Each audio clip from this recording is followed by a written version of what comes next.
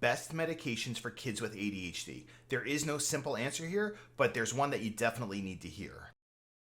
That's the name they gave me. Hi, I'm Ryan. I'm a licensed clinical social worker, school social worker, certified ADHD clinical services provider, and my most important job is I'm a father to a son with ADHD. So parents ask me all the time, what is the best medication for kids with ADHD? And what I explain is this. Well, number one, I'm not a licensed medical professional, and you should only take advice from a licensed medical professional, but I'm going to share what I've seen in my observations, which is there is no best medicine for everyone because every kid responds differently to ADHD medications. So one that might have worked for your son or daughter isn't going to work well for somebody else. One that your son or daughter might have had a bad reaction to is one that can work beautifully for somebody else. I'm going to use my son as an example. My son was on Concerta for probably 12 years, and that whole time he only went up in dosage once. That's what worked for him.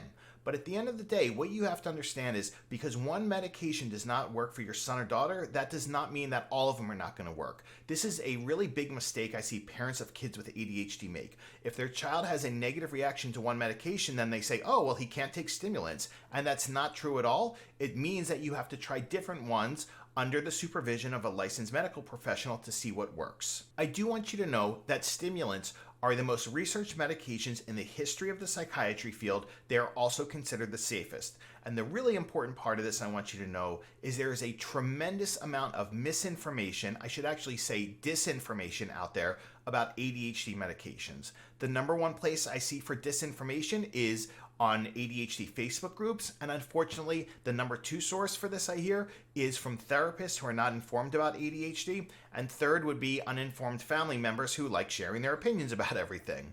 Please know that there most likely is a medication or a medication regimen out there that works for your child, but it's going to take some trial and error to find it, and it might even take several months or longer to find that. The beautiful thing about stimulants is that they are in and out of your system the same day. So if your child has a negative reaction to one, there's not going to be kind of any lingering effect from that. Here are the two most important things I want you to hear. The American Academy of Pediatrics treatment recommendations for ADHD in children 6 and up are medication management in conjunction with parent behavior training. That's the part that I do.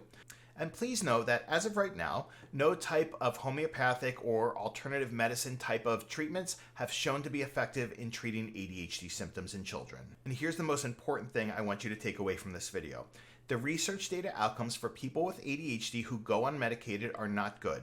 The most alarming one is the fact that people with ADHD who go unmedicated have a 100% higher chance of developing a substance abuse problem. So often parents think, well, I don't want him going on an ADHD medication because he might have a substance abuse problem later in life as a result. Actually, the opposite of that is true. So not being medicated increases your chances of developing a substance abuse problem by 100%. And that is certainly the trajectory I've seen in the many adults with ADHD I've spoken with who are now in recovery. So please remember, only take medication advice from a licensed medical professional who is treating your child. And please do not be swayed by family members who like sharing their opinions or uninformed therapists or ADHD Facebook groups where parents love to tell other parents what to do. Stay tuned for my next video right now so you can be empowered with practical strategies to help your son or daughter reach their full potential and not be living in your basement at 30. Take care.